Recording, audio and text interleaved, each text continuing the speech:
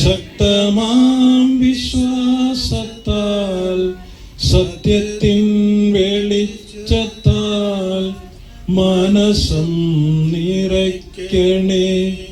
ദിവ്യമാം സഹോദര്യ പീയൂഷം തുളുമ്പുന്ന നവ്യമാം ഹൃദയ ദൈവമേ, ഞങ്ങളുടെ കുടുംബത്തിന് നാളിതുവരെ സ്നേഹപൂർവ്വം അങ്ങ് നൽകിയിട്ടുള്ള എല്ലാ നന്മകൾക്കും മുഴുഹൃദയത്തോടെ ഞങ്ങൾ നന്ദി പറയുന്നു.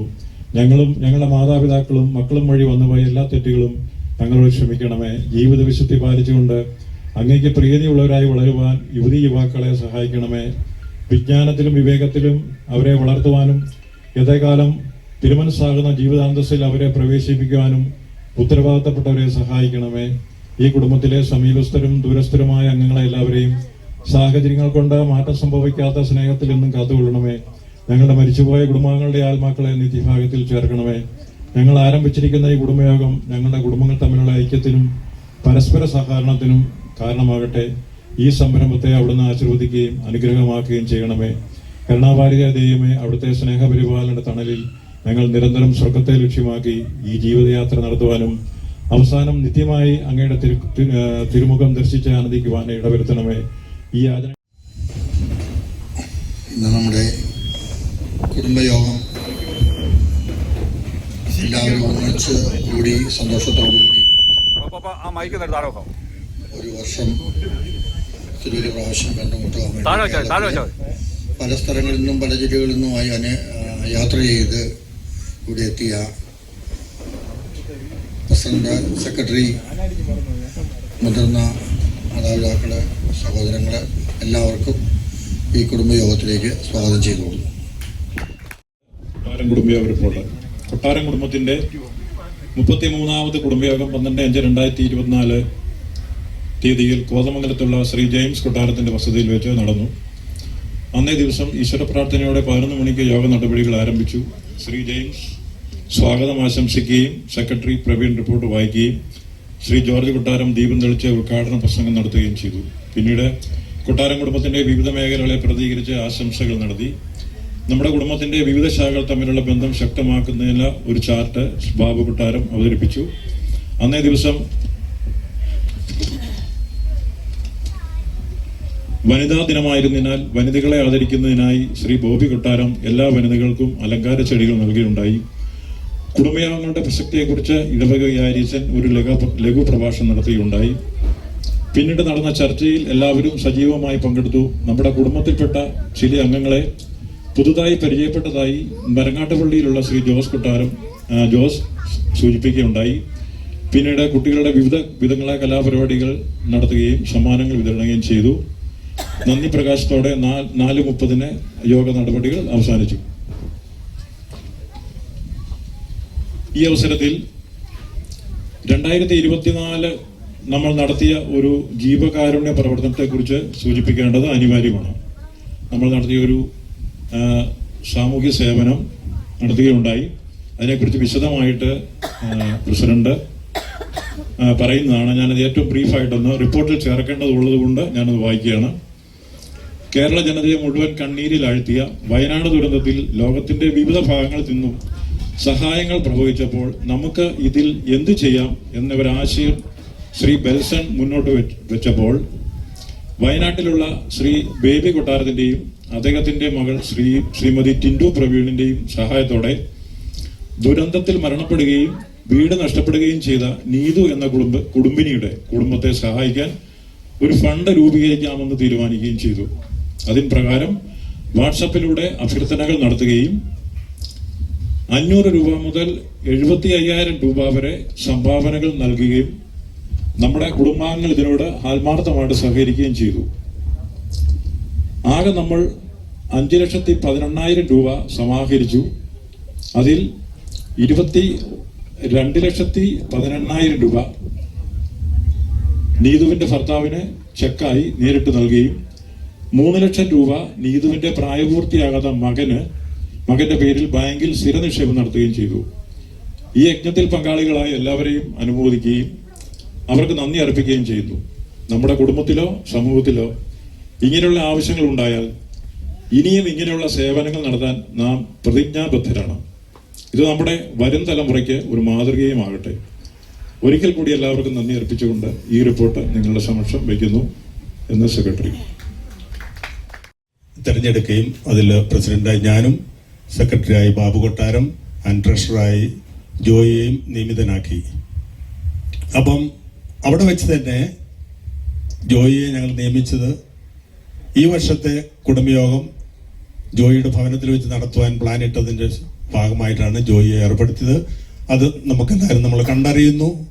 എല്ലാ അറേഞ്ച്മെന്റ്സും വളരെ ഭംഗിയായിട്ട് ചെയ്തിരിക്കുന്നു. അതിന് ഒരു hearty congratulation. Very good. Okay, നമ്മുടെ ഈ കഴിഞ്ഞ വർഷത്തെ നമ്മുടെ ആക്ടിവിറ്റീസിൽ അത് പല കാര്യങ്ങളും ചെയ്യണമെന്ന് ഞങ്ങൾക്ക് താല്പര്യമുണ്ടായിരുന്നു. കുറേ റെസ്പോൺസിബിലിറ്റികൾ നമ്മുടെ കൂടെ ഉള്ളത് കൊണ്ട് എല്ലാ കാര്യങ്ങളും ചെയ്തു തീർക്കാൻ പറ്റിയില്ല. പക്ഷെ ഒരു കാര്യം ചെയ്തതിൽ ഞങ്ങൾ വളരെ സന്തോഷമുണ്ട്. അത് ഇപ്പോൾ ബാബു കൊട്ടാരം പറഞ്ഞതനുസരിച്ച് മുണ്ടക്കൈ ദുരന്ത ബാധിതരെ നമുക്ക് സഹായിക്കാൻ പറ്റിയത് ഏറ്റവും വലിയൊരു ഭാഗ്യമായിട്ട് ഞാൻ കണക്കാക്കുകയാണ്. ഇങ്ങനൊരു അവസരം വന്നപ്പോൾ നമ്മുടെ കൊട്ടാരം കുടുംബാംഗങ്ങൾ എല്ലാവരും ഒന്നിച്ചു നിന്ന് അവരുടെ ആത്മാർത്ഥതയും സഹകരണവും പ്രകടിപ്പിച്ചെന്നുള്ളതാണ് അതിൻ്റെ ഏറ്റവും വലിയൊരു പോയിന്റ്. കാരണം ആരംഭത്തിൽ പലരും അതിനൊരു ഡിസ്കറേജ്മെന്റ് നടന്നു. കാരണം നിങ്ങൾ ഇങ്ങനൊരു കളക്ഷൻ നടത്തിയാൽ അത് എത്തേണ്ടടുത്ത് എത്തുമോ എന്നുള്ളൊരു തെറ്റിദ്ധാരണ, എൻ്റെ കണക്കൂടിലൊരു തെറ്റിദ്ധാരണയായിരുന്നു. അത് പറഞ്ഞ് മനസ്സിലാക്കി കൊടുക്കുവാൻ ഞങ്ങൾ കുറെ പറഞ്ഞല്ലോ. ഞങ്ങൾ ബൈ മെസ്സേജസും മറ്റു രീതിയിലും ഇതെങ്ങനെയാണ് വിനിയോഗിക്കുന്നത് എന്നുള്ളത് കൂടെ പലരെയും അറിയിച്ചു. അങ്ങനെ കാര്യങ്ങൾ മനസ്സിലായപ്പോൾ നമ്മുടെ കുടുംബാംഗങ്ങൾ മുന്നോട്ട് വരികയും വളരെ ഉദാരമായ സംഭാവനകൾ ചെയ്യുകയും അത് നമ്മൾക്ക് എത്തേണ്ടടുത്ത് എത്തിക്കുവാൻ പറ്റി എന്നുള്ളതാണ് നമ്മുടെ ഏറ്റവും വലിയൊരു ഭാഗ്യം.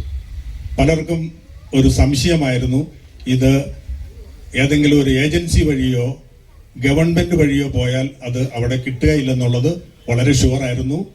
പക്ഷേ നമ്മൾ ഇവിടുന്ന് ആ ക്യാഷ് കൊണ്ടുപോയി എത്തേണ്ട ആളിന്റെ കൈവശം ഏൽപ്പിച്ചു എന്നുള്ളതാണ് ഏറ്റവും വലിയൊരു ഭാഗ്യം. അതിന് നമ്മുടെ എല്ലാ കൊട്ടാരം കുടുംബാംഗങ്ങൾക്കും എൻ്റെ ഹൃദയം നിറഞ്ഞ നന്ദി. നിങ്ങളെ തന്നെ അഭിനന്ദിക്കുന്നു. അപ്പോൾ ഒരാവശ്യം വരുമ്പോൾ ഇപ്പം നമ്മൾ പല സമയങ്ങളും കളക്ഷന്റെ കാര്യം പറയാറുണ്ട്. അപ്പം ജനറലി ഒരു കളക്ഷൻ എന്ന് പറയുമ്പോൾ ആർക്കും അതിനകത്ത് വലിയ താല്പര്യമൊന്നുമില്ല. കാരണം ആ കളക്ഷന് എന്താവശ്യം എന്നുള്ളതിനെ പറ്റി ഒരു ചർച്ച അവിടെ ഉണ്ടാകുന്നുണ്ട്. പക്ഷെ നമ്മളെല്ലാവരും ഒരാവശ്യം വരുമ്പോൾ അവിടെ എത്തുന്നു, അതിൻ്റെ സീരിയസ്നെസ് മനസ്സിലാക്കി നമ്മൾ സഹായിക്കാൻ മുന്നോട്ട് വരുന്നു എന്നുള്ളതാണ് ഏറ്റവും വലിയൊരു പോയിന്റ്. അത് നമ്മൾ എടുക്കണം. നമ്മുടെ കൊട്ടാരം കുടുംബത്തിൻ്റെ ഒരു മുഖ്യ പോയിന്റായിട്ട് നമ്മൾ എടുക്കുക. അവരേത് അവസ്ഥയിലും ആവശ്യമുള്ള ആൾക്കാരെ സഹായിക്കാൻ മുന്നോട്ട് വരുന്നു എന്നുള്ളതാണ്. അപ്പം നമ്മുടെ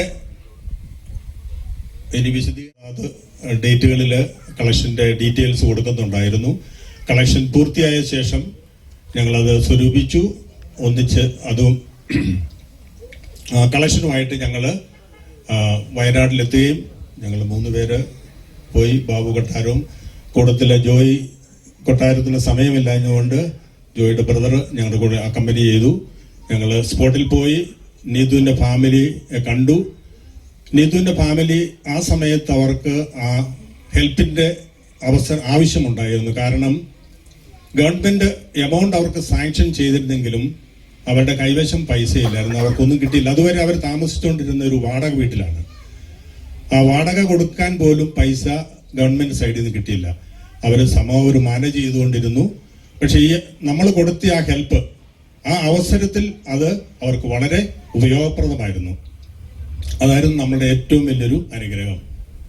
അവർക്ക് ആ കൃത്യമായിട്ടുള്ള തുക അവരുടെ കൈവശം എത്തിയതുകൊണ്ട് അവരുടെ ദൈനംദിന പ്രോഗ്രാംസ് നടത്തുവാൻ പറ്റി. ഗവൺമെന്റ് പലവിധ ഹെൽപ്പുകളും സഹായങ്ങളും പ്രോമിസ് ചെയ്തിരുന്നെങ്കിലും അത് അവരുടെ കൈവശം കിട്ടിയിരുന്നില്ല.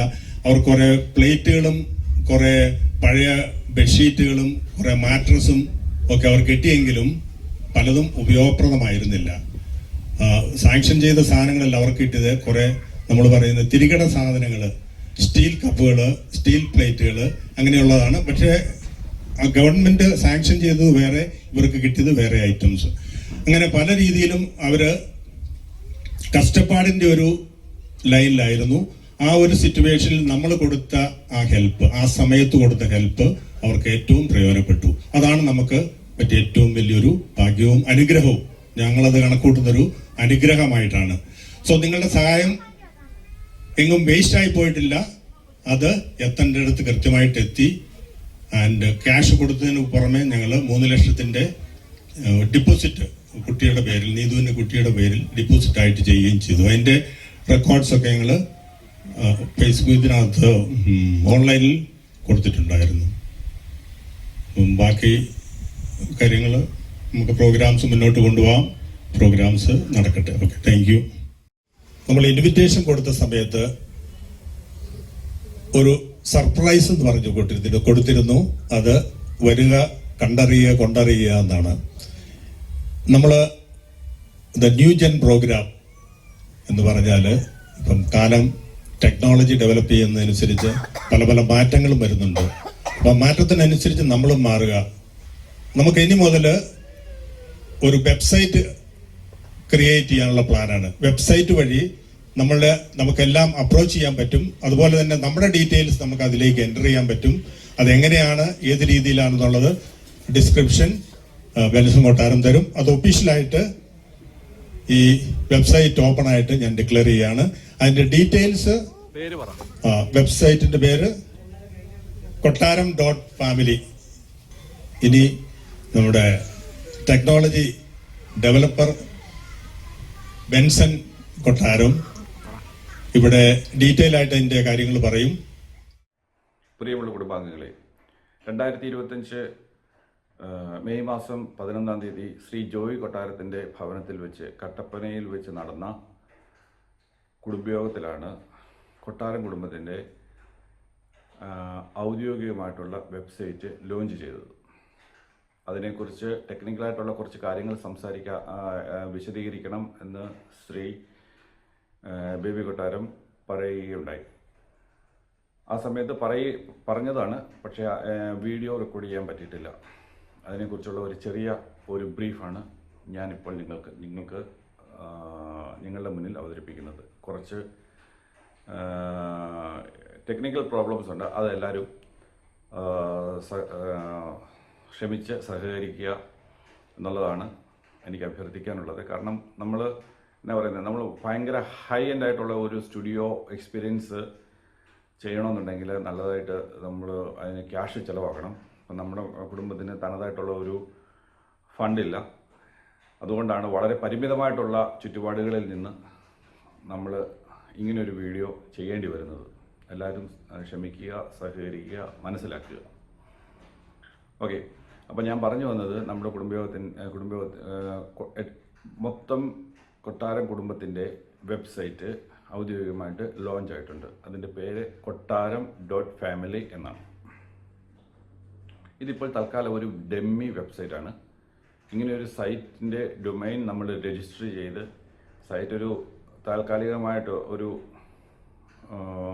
ഡിസൈനൊക്കെ ആക്കി നിങ്ങളുടെ മുന്നിലേക്ക് എത്തിച്ചിട്ടുണ്ട്. ഇങ്ങനെയൊരു സൈറ്റ് ഉണ്ട് എന്നുള്ളത് നിങ്ങളെ അറിയിക്കാൻ വേണ്ടിയിട്ടാണ്. ഇനിയാണ് ഇതിൻ്റെ ബാക്കെൻഡിൽ കുറേ കാര്യങ്ങൾ നടക്കാനുണ്ട്. ഇതിൻ്റെ അകത്ത് നമ്മുടെ ഡേറ്റാസ് ആഡ് ചെയ്യണം, നമ്മളുടെ കുടുംബത്തെക്കുറിച്ചുള്ള ഡിസ്ക്രിപ്ഷൻ ആഡ് ചെയ്യണം. അങ്ങനെ കുറേ കാര്യങ്ങൾ നമ്മൾ ഇതിൻ്റെ അകത്ത് ചെയ്യാനുണ്ട്. ഇതിൻ്റെ അകത്ത് അതിനൊരു ലോങ് പ്രൊസീജിയറാണ്.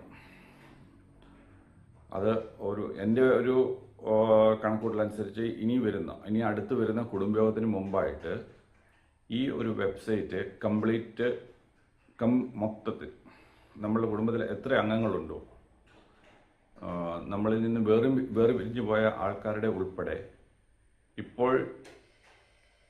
ഇപ്പോൾ ജീവിച്ചിരിക്കുന്ന ആൾക്കാരുടെയും കുടുംബത്തിൽ നിന്ന് വിവാഹം കഴിച്ചു പോയ ആൾക്കാരുടെയും എല്ലാവരുടെയും കൂടെ ഉള്ള ഒരു ഡേറ്റയാണ് കളക്ട് ചെയ്യാനായിട്ട് ഉദ്ദേശിക്കുന്നത്. എല്ലാവരും സഹകരിക്കണം എന്ന് ഞാൻ അഭ്യർത്ഥിക്കുന്നു. അപ്പം ഈ ഒരു സൈറ്റിൻ്റെ പ്രത്യേകത എന്നാണെന്ന് വെച്ചാൽ, നമ്മളിപ്പോൾ ഒരു കുടുംബം ഇപ്പം എൻ്റെ കുടുംബം എടുക്കുകയാണെങ്കിൽ ഞാൻ അല്ല, എൻ്റെ അപ്പൻ, അമ്മ, ഞാൻ, എൻ്റെ ഭാര്യ, എൻ്റെ 2 പിള്ളേർ, എൻ്റെ സഹോദരി, സഹോദരിയുടെ ഭർത്താവ്, അവരുടെ പിള്ളേർ, ഇവരുടെ എല്ലാവരുടെയും ഡീറ്റെയിൽസ് ഇതിൻ്റെ അകത്ത് ഉൾക്കൊള്ളിക്കാനാണ് ഞാൻ ഉദ്ദേശിക്കുന്നത്. അതായത് ഒരു ഉദാഹരണം പറയുവാണെങ്കിൽ, എനിക്ക് ഇപ്പോൾ എൻ്റെ കുടുംബത്തിനെ വെച്ച് എനിക്ക് ആ ഒരു ഉദാഹരണം പറയാൻ പറ്റുള്ളൂ. എൻ്റെ ഫാദറിൽ നിന്ന് തുടങ്ങുകയാണെങ്കിൽ, എൻ്റെ ഫാദർ ആരുടെ ഏത് ദമ്പതികളുടെ മകനാണ് എന്നുള്ളത്, അതായത് കൊട്ടാരത്തിൽ മത്തായിയുടെയും ഏലിയാമ്മയുടെയും 6ാമത്തെ മകനായ വർഗീസ് മാത്യു 1945 ജനിച്ചു. അങ്ങനെയുള്ള കുറേ ഡീറ്റെയിൽസുകൾ നമ്മൾ ടൈപ്പ് ചെയ്യുകയും എല്ലാം ഒരു ബയോ പോലെ ചെയ്തിട്ട് 1977 മാമൂട്ടിലുള്ള ചെറുപ്പുരയിടത്തിൽ വീട്ടിൽ നിന്ന് വിവാഹം കഴിച്ചു, അന്നമ്മ എന്ന് വിളിക്കുന്ന കുഞ്ഞുമോളെ വിവാഹം കഴിക്കുകയും അവരിൽ 1977 തന്നെ മകനായി ഞാൻ ജനിക്കുകയും 1985 രണ്ടാമത്തെ മകൾ ജനിക്കുകയും ചെയ്തു. ഇങ്ങനെ ഒരു ഇതിലേക്കാണ് പോകുന്നത്. ഒരു ബ്രീഫ് ഡിസ്ക്രിപ്ഷൻ ആ ഒരു വെബ് പേജിൽ കാണും. അത് ഇംഗ്ലീഷിലും കാണും, മലയാളത്തിലും കാണും, ഫോട്ടോ. അതിപ്പം എനിക്ക് മുന്നേ ഉള്ള ജനറേഷൻ, അതായത് എനിക്ക് മുന്നേ ഉള്ള ജനറേഷന് ഈ വക കാര്യങ്ങൾ ഒരുപക്ഷെ ചെയ്യാൻ അറിയില്ലായിരിക്കും. ചെയ്യാൻ അറിയുന്നവർ അവരവർ തന്നെ ചെയ്യട്ടെ, ഇല്ലാത്തവർ വേറൊരാളുടെ സഹായം തേടുകയോ അല്ലെങ്കിൽ അവരെ സഹായിക്കുകയോ ചെയ്യട്ടെ. ഞാൻ പറഞ്ഞു വന്നത്, അത് കഴിഞ്ഞ് വരുന്നത് എൻ്റെ ജനറേഷനിൽ ഞാൻ 1977 ജനിക്കുകയും പ്രാഥമിക വിദ്യാഭ്യാസത്തിന് ശേഷം ജോലി അന്വേഷിച്ച് പോവുകയും എന്താണോ ചെയ്യുന്നത് അത് ചെയ്യുക. 2003 വിവാഹം കഴിച്ചു. ഞങ്ങൾക്ക് 2 കുട്ടികളുണ്ട്. ഇവരുടെ എല്ലാം ഓരോ ബയോ ആ ഒരു വെബ് പേജിൽ ഉണ്ടാവും. അതിനെല്ലാത്തിനും ഓരോ ലിങ്ക് ഉണ്ടാവും. ഇതെല്ലാം ഒന്ന് പ്രാവർത്തികമായി വരാനായിട്ട് കുറച്ച് സമയമെടുക്കും. എന്നെ കേൾക്കുന്നവരെ എന്നെ ഒന്ന് മനസ്സിലാക്കുക. ഇതൊരു നല്ല ഉദ്ദേശത്തോടു കൂടി ചെയ്യുന്ന ഒരു സംഗതിയാണ്. എല്ലാവരും സഹകരിക്കണം എന്ന് അഭ്യർത്ഥിക്കുന്നു.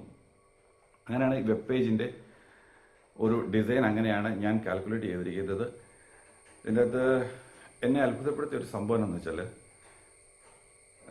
ഞാൻ ഈ വെബ്സൈറ്റിൻ്റെ ആശയം ആദ്യം മുന്നോട്ട് വെച്ചപ്പോൾ വളരെയധികം എതിർപ്പുകളുണ്ടായിരുന്നു. അത് കഴിഞ്ഞ് കുറച്ച് നാൾ സൈലൻ്റായിട്ടിരുന്നു. ഞാൻ പിന്നെയും ഇതൊന്ന് തുടങ്ങിയപ്പോഴത്തേക്കും പിന്നെ എതിർപ്പുകളുണ്ടാവും. അത് ഏത് ഒരു പരിപാടി തുടങ്ങിയാലും അതിൻ്റെ അത് എതിർപ്പുകളുണ്ടാവും.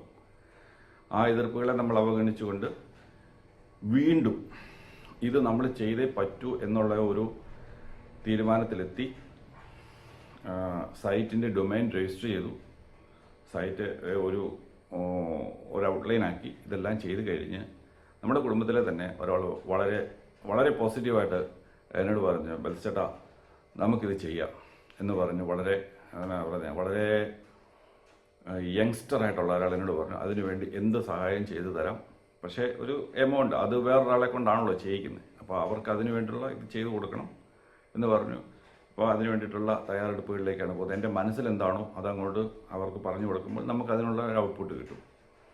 ഈ വെബ്സൈറ്റിൻ്റെ ഉദ്ദേശം എന്താണെന്ന് വെച്ചാൽ, നമ്മൾ എല്ലാവരെയും ഒരു കുടക്കീഴിൽ കൊണ്ടുവരിക, എല്ലാവരും അങ്ങോട്ടും ഇങ്ങോട്ടും അറിഞ്ഞിരിക്കുക എന്നുള്ള ഒരു ഉദ്ദേശത്തോടു കൂടി ചെയ്യുന്നതാണ്. അപ്പം ഇതിൻ്റെ ഒരു പ്രത്യേകതയും കൂടെ വേറൊരു പ്രത്യേകത എന്താണെന്ന് വെച്ചാൽ, ഇപ്പോൾ എൻ്റെ വെബ് പേജിൽ എൻ്റെ ഡീറ്റെയിൽസ് എനിക്ക് എഡിറ്റ് ചെയ്യാൻ പറ്റും. എൻ്റെയും എൻ്റെ ഭാര്യയുടെയും മാത്രം. എൻ്റെ മക്കളുടെ ഇനി വരുന്ന തലമുറയ്ക്ക് അവർക്ക് അവരുടെ വെബ് പേജ് അവർക്ക് മാത്രമേ എഡിറ്റ് ചെയ്യാൻ പറ്റത്തുള്ളൂ. അപ്പം അറിയാമല്ലോ, നമുക്കറിയാം ഇപ്പോഴത്തെ ഒരു ജനറേഷൻ അവർക്ക് എല്ലാം ഒരു മൊബൈൽ ഫോണിലാണ് എല്ലാ കാര്യങ്ങളും, എല്ലാ ഇൻഫർമേഷൻസും അവർക്ക് കിട്ടുന്നത്. അപ്പം കുടുംബങ്ങളുടെ ബന്ധം എന്താണെന്നും നമ്മളുടെ കുടുംബത്തിൽ ആരൊക്കെ ഉണ്ടെന്നും ഇവർക്കൊക്കെ ഇത് നമ്മൾ ചെയ്തിടുകയാണ്. എന്നെങ്കിലും ആർക്കെങ്കിലും ഉപകാരപ്പെടും എന്നുള്ളൊരു പ്രതീക്ഷയോടുകൂടിയാണ് ഇത് ചെയ്യുന്നത്. നല്ലൊരു ഉദ്ദേശത്തോടു കൂടിയാണ് ചെയ്യുന്നത്. ഞാൻ ഈ പറഞ്ഞതിൻ്റെ അകത്ത് എന്തെങ്കിലുമൊക്കെ പോരായ്മകളുണ്ടെങ്കിൽ ആൾക്കാർ നിങ്ങളെ എല്ലാവരും എന്നോട് ക്ഷമിക്കുക. ഒന്നൊരു പ്രിപ്പയർഡ് ആയിട്ടല്ല ഞാനീ സംസാരിക്കുന്നത്, ഒരു വീഡിയോ ചെയ്ത് എല്ലാവരിലേക്കും ഒന്ന് എത്തിക്കുക എന്നുള്ളതാണ്. അപ്പോൾ പറഞ്ഞു വന്നത് ഈ ഒരു വെബ് പേജിനെ കുറിച്ചാണ്. ഇപ്പം ഞാൻ 2022 വരെ ഈ ഇന്ത്യയിലുണ്ടായിരുന്നു. അത് കഴിഞ്ഞാണ് ഞാൻ മൈഗ്രേറ്റ് ചെയ്തത്, വിദേശത്തേക്ക് പോയത്. അപ്പം നമ്മൾ ഓരോ വർഷം കഴിയുന്തോറും അല്ലെങ്കിൽ ഓരോ വർഷം കഴിയുന്നവരും ഓരോ ആൾക്കാരുടെ സ്റ്റാറ്റസ് മാറും. അപ്പോൾ അതനുസരിച്ച് അത് അപ്ഡേറ്റ് ചെയ്യാൻ ഓരോ വ്യക്തിക്കും അതിൻ്റെ അകത്ത് പറ്റും എന്നുള്ളതാണ് ഈ ഒരു വെബ്സൈറ്റ് കൊണ്ട് ഞാൻ ഉദ്ദേശിക്കുന്നത്. കാരണം നമുക്ക് ഇൻഫർമേഷൻസ് ആണ് വേണ്ടത്. എപ്പോഴും ഒരാളുടെ പുറകെ നടന്ന് അല്ലെങ്കിൽ കുറേ ആൾക്കാരുടെ പുറകെ നടന്ന് നമുക്കിത് ചെയ്യാൻ പറ്റത്തില്ല. നമ്മൾ തന്നെ അപ്ഡേറ്റ് ആവുക നമ്മളുടെ കുടുംബത്തിലേക്ക് വേണ്ടിയിട്ട്. ഇത് നല്ലൊരു നല്ലൊരു ഓപ്പർച്യൂണിറ്റി ആയിട്ട് എല്ലാവരും എടുക്കുക. ഞാനതേ പറയുന്നുള്ളൂ. നല്ലൊരു ഓപ്പർച്യൂണിറ്റി ആയിട്ട് എടുത്തുകൊണ്ട് എല്ലാവരും ആ ഒരു രീതിയിൽ ഇത് ഉൾക്കൊണ്ടുകൊണ്ട് എല്ലാവരും സഹകരിക്കുക. വേറെ ഇതിനെക്കുറിച്ച് കൂടുതലായിട്ടൊന്നും പറയാനില്ല. വെബ്സൈറ്റ് വിസിറ്റ് ചെയ്യുക. ഇപ്പോൾ ആരും ഒന്നും നോക്കണ്ട. ജസ്റ്റ് ആ ഒരു ഡൊമൈൻ കൊട്ടാരം.family എന്ന ആ ഒരു ഡൊമൈൻ നമ്മളുടെ പേരിൽ രജിസ്റ്ററാണ്. ഇനി അതിലേക്ക് ഡേറ്റാസ് കൊടുക്കേണ്ടതുണ്ട്. അത് വൺ ടൈം എന്നെ കൊണ്ട് ചെയ്യാൻ പറ്റുമെങ്കിൽ ഞാനത് ചെയ്തു തരാം. അത് കഴിഞ്ഞ് നിങ്ങൾ തന്നെ കയറുക, നിങ്ങൾ തന്നെ ആ വെബ്സൈറ്റിൽ കയറുക. ഇത് അറിയാൻ പാടില്ലാത്തവർക്ക് പറഞ്ഞു കൊടുക്കുക, അല്ലെങ്കിൽ അവർക്ക് വേണ്ടി നമ്മൾ ചെയ്തു കൊടുക്കുക. അത് കഴിഞ്ഞ് പ്രായമായവർക്ക് നമ്മളെപ്പോലുള്ള ആൾക്കാരുടെ ഒരു യങ്സ്റ്റേഴ്സിൻ്റെ അല്ലെങ്കിൽ ഇനി വരുന്ന ഒരു ജനറേഷൻ്റെ ഹെൽപ്പ് വേണ്ടി വരും. അപ്പോൾ എല്ലാവരും അത് ചെയ്യുക. അങ്ങനെ ഇതൊരു നല്ലൊരു വിജയത്തിലേക്ക് എത്തിക്കാൻ എല്ലാവരുടെ ഭാഗത്തു നിന്നുള്ള ഒരു സഹായം ഞാൻ പ്രതീക്ഷിക്കുന്നു. ഇപ്പോഴുള്ള ആ ഒരു ഡെമ്മി വെബ്സൈറ്റ് തൽക്കാലം എല്ലാവരും ഇടയ്ക്കിടയ്ക്ക് നോക്കിക്കൊണ്ടിരിക്കുക. അതിൻ്റെ ഡിസൈൻ മാറുമ്പോഴത്തേക്ക് മനസ്സിലാക്കുക ഇതിൻ്റെ ഫങ്ഷൻസ് ആരംഭിച്ചിരിക്കുന്നു എന്നുള്ളത് നിങ്ങൾ മനസ്സിലാക്കുക. അതനുസരിച്ച് ഓരോ ഏരിയയിലുള്ള ആൾക്കാർക്കും അവരവരുടെ വെബ് പേജിൽ കയറി അവരവരുടെ photos, phone number, email address, ബാക്കിയുള്ള ഡീറ്റെയിൽസ് അവരെ കൊണ്ട് പറ്റുന്ന രീതിയിലുള്ള ഡീറ്റെയിൽസ് എഡിറ്റ് ചെയ്യുക. ഓരോ വർഷം തോറും അത് എഡിറ്റ് ചെയ്ത് മാറ്റുക. അതാണ് ഏറ്റവും നല്ലത്. പിന്നെ ഇതിൻ്റെ അകത്ത് വേറെ കുറേ ഓപ്ഷൻസ് എല്ലാം പിന്നാലെ വരുന്നുണ്ട്. എല്ലാം കൂടെ ഒറ്റയടിക്ക് ഓർത്ത് പറയാൻ എന്നെക്കൊണ്ട് പരിമിതികൾ ഒത്തിരിയുണ്ട്. ഒന്ന് ഞാൻ പറഞ്ഞല്ലോ, വളരെ പരിമിതം എന്ന് പറഞ്ഞാൽ ഒരു മൊബൈൽ ഫോൺ വെച്ചാണ് ഞാൻ ഈ പരിപാടികളെല്ലാം ചെയ്യുന്നത്. അതിന് ഒത്തിരി ലിമിറ്റേഷൻസ് ഉണ്ട്. അപ്പം എല്ലാവരും സഹകരിക്കുക. നമുക്കിതൊരു പൂർണ്ണ വിജയത്തിലേക്ക് എത്തിക്കണം. എന്നാലും ഒരു വർഷം നിങ്ങളെല്ലാവരും ഞാൻ ഫോളോ ചെയ്യും. എല്ലാവരും എന്നോട് സഹകരിക്കണം. മിക്കവാറും ഞാനായിരിക്കില്ല, അല്ലെങ്കിൽ എനിക്ക് വേണ്ടി വേറെ ഒരാളായിരിക്കും വരുന്നത്. അത് ഞാൻ ഇൻഫോം ചെയ്യും. അതനുസരിച്ച് എല്ലാവരും സഹകരിക്കുക. എനിക്കത് മാത്രമേ പറയാനുള്ളൂ. അത് സഹകരിക്കുകയാണെങ്കിൽ നമുക്കിതൊരു പൂർണ്ണ വിജയത്തിലേക്ക് എത്തിക്കാൻ സാധിക്കും. ഓക്കെ, അപ്പോൾ എല്ലാവരും സഹകരിക്കും എന്നുള്ള പ്രതീക്ഷയോടുകൂടി വേറൊരു വീഡിയോയുമായിട്ട് ഇനിയും വരാം. எப்பக்கம் போனவன தேடமெல்ல மூச்சு தள்ள என் தலைக்கும் ஏறவில்லை, பேர கேட்க தோணவில்லை. எனக்கோ தீரங்க தூங்கலஞ்சு தூக்கத்தில உசிருக்கும் மாறவில்லை, நான பார்த்து வேணும் கொள்ள. எப்பக்கம் போனவன தேடமெல்ல மூச்சு தள்ள என் தலைக்கும் ஏறவில்லை, பேர கேட்க தோணவில்லை.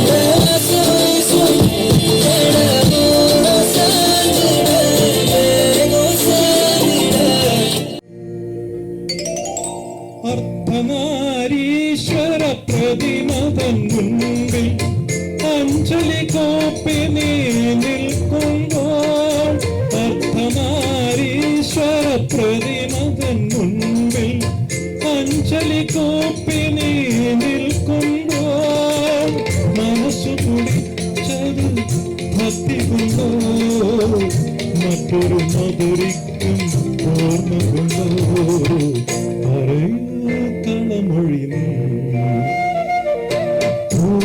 പ്രസാദവും ഇളമേ തുടരുമായി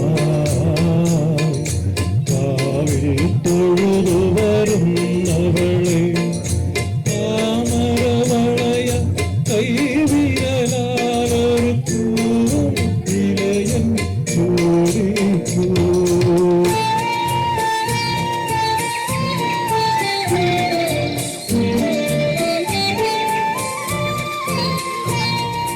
മുറ്റത്തു മുട്ടുന്ന മുടിയടിച്ചിട്ടുതി ചുറ്റും പ്രദക്ഷിണം വയ്ക്കുമ്പോൾ മുറ്റത്തു മുട്ടുന്ന മുടിയടിച്ചിട്ടുതി ചുറ്റും പ്രദക്ഷിണം വയ്ക്കുമ്പോൾ ചുണ്ടിലിരുന്നത് മന്ത്രങ്ങളോ സുന്ദര ശൃംഗാര ശ്ലോകങ്ങളോ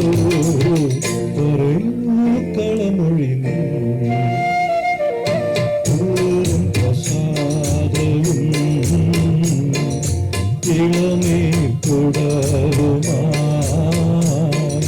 കാവിൽ തൊഴുതു വരുന്നവളെ താമരവളയ കൈവിരലാലൊരു പൂവളത്തിലയൻ ചോദിക്കൂ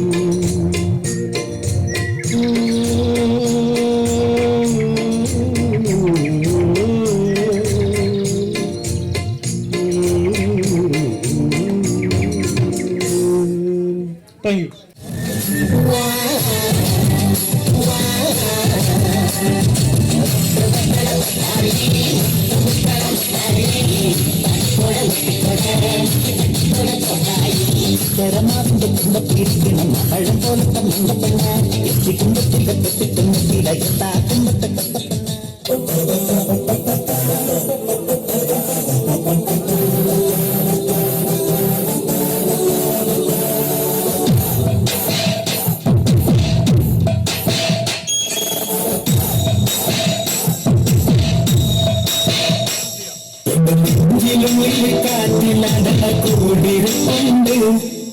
കൂട്ടിനുള്ളിൽ പൈതങ്ങളുണ്ട്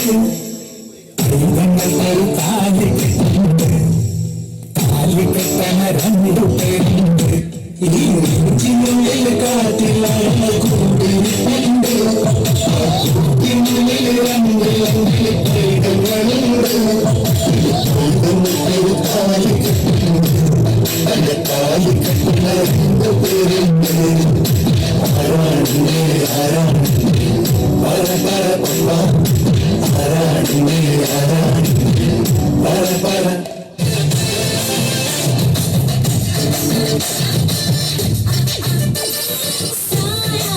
जब से मिला तेरा साया भाया मुझे हर बार तू भाया लाया सपने हजार तू लाया ऐसे ऐसे ऐसे ऐसे ऐसे जैसे आया जब से है यार तू आया छाया बन के है प्यार तू छाया लाया सपने हजार तू लाया ऐसे ऐसे ऐसे ऐसे सच करके मेरे सपने सच करके कहाँ चलती बच करके टच करके दिल मेरा क्यों स्क्रैच किया रे कभी छोड़ दिया दिल कभी कैच किया रे साड़ी के फॉल सा कभी मैच किया रे कभी छोड़ दिया दिल कभी कैच किया रे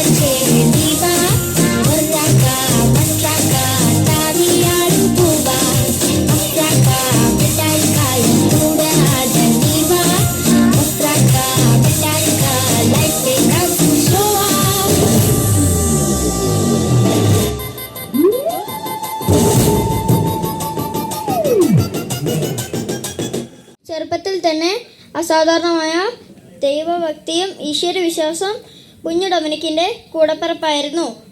ഡൊമിനിക്കിന് പള്ളിയിൽ പോകണം, കുർബാനയിൽ സഹായിക്കണം. അധികം വൈകാതെ ഡൊമിനിക് പ്രാർത്ഥനകളെല്ലാം പഠിച്ച് കുർബാനയിൽ സഹായിച്ചു.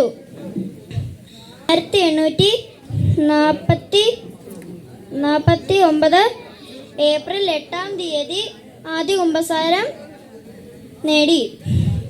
വീട്ടിൽ വന്നിട്ട് മാതാപിതാക്കളോട് പറഞ്ഞു, എൻ്റെ തെറ്റുകളെല്ലാം നിങ്ങൾ ക്ഷമിക്കുവിൻ, എന്നെ അനുഗ്രഹിക്കണം. പിതാവ് പറഞ്ഞു, മോനെ, നല്ലതേ പറയാവൂ, നല്ലത് മാത്രമേ ചെയ്യാവൂ.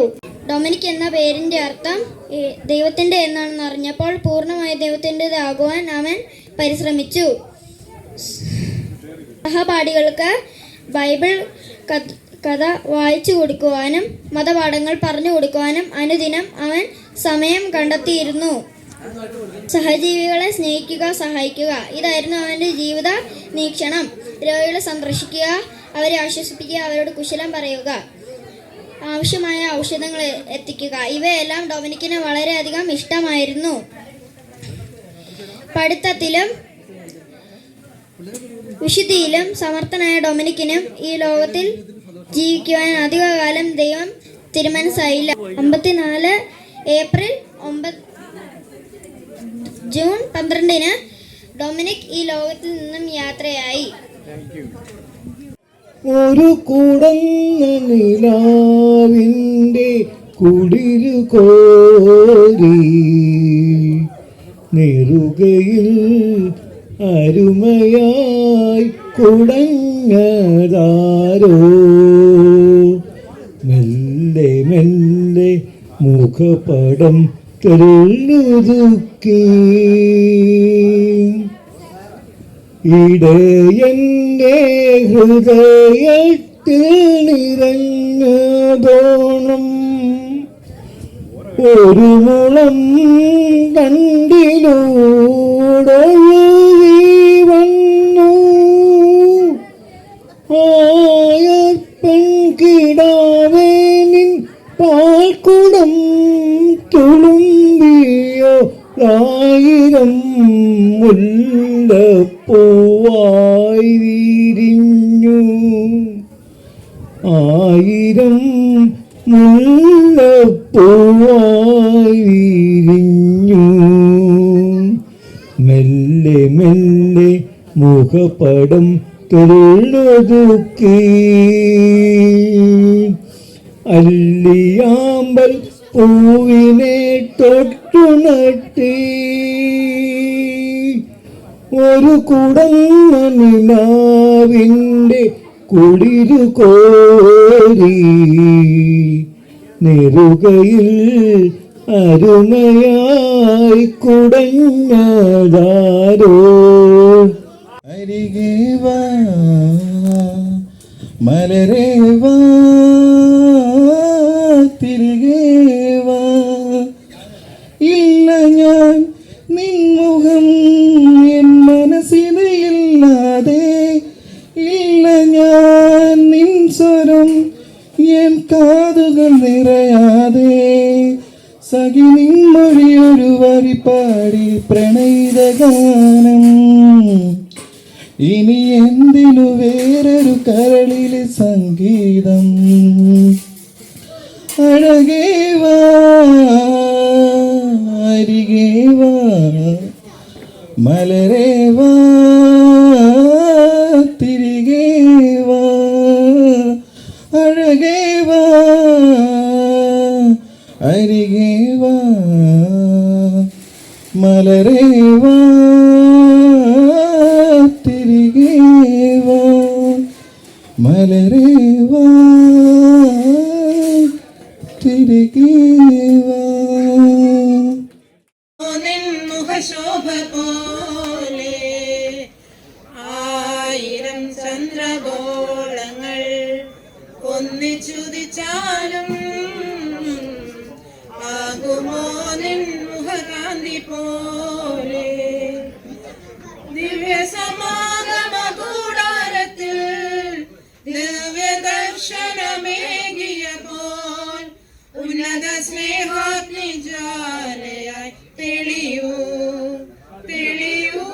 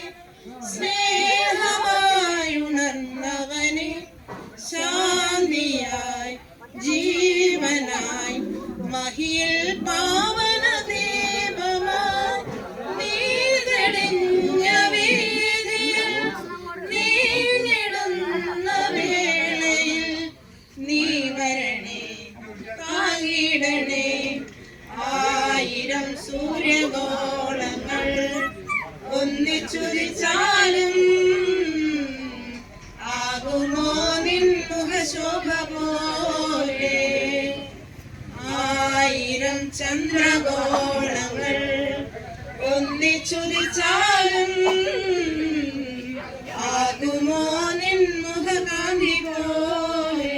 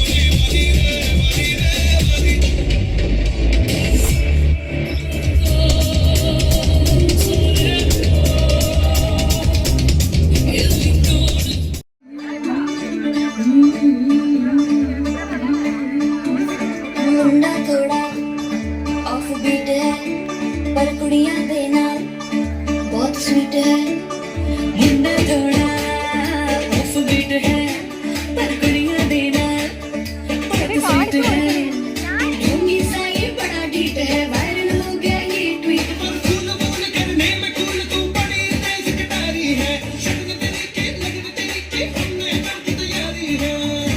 नचते हैं सारे रंग मिल के